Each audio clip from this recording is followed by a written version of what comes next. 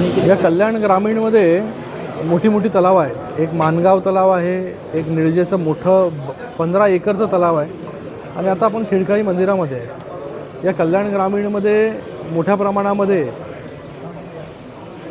शिवसेनेचे मुख्य नेते एकनाथजी शिंदेसाहेबांनी निधी दिला होता।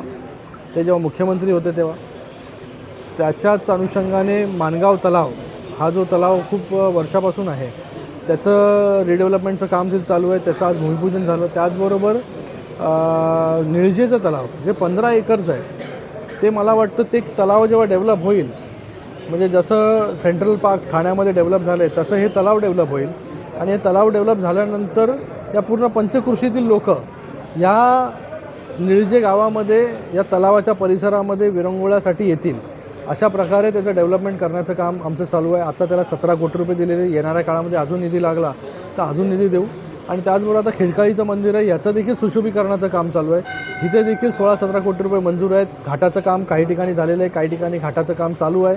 हा पूर्ण परिसर खिडकाळी मंदिराचा हे गेले अनेक वर्ष इकडच्या सगळ्यांच्या श्रद्धेचा विषय आहे। ग्रामदैवत आहे इकडचं। हजारो लोक लाखो लोक शिवरात्रीला इथे येतात आणि हा देखील परिसर जसा आपण अंबरनाथचा कायापालट करतो आहे, अंबरनाथचं कॉरिडॉर बनवतो आहे त्याच धर्तीवरती या खिडकाळी मंदिराचं देखील कॉरिडॉर आपण बनवण्याचं चालू आहे। आज आपण पाहत असाल की आजूबाजूचा परिसर आपण कंपाऊंड वॉल झालेला आहे, त्याचबरोबर वॉकिंग ट्रॅक झालेला आहे, घाट झालेले आहे, दशक्रिया विधेसाठी घाट झालेला आहे, टॉयलेट्स इथे बनवलेले आहेत ऑलरेडी। तर आता इथे स्ट्रक्चर जे आहे ते हळूहळू बनणं सुरू आहे। हा एक पूर्ण एक कॉरिडॉर म्हणून डेव्हलप होईल।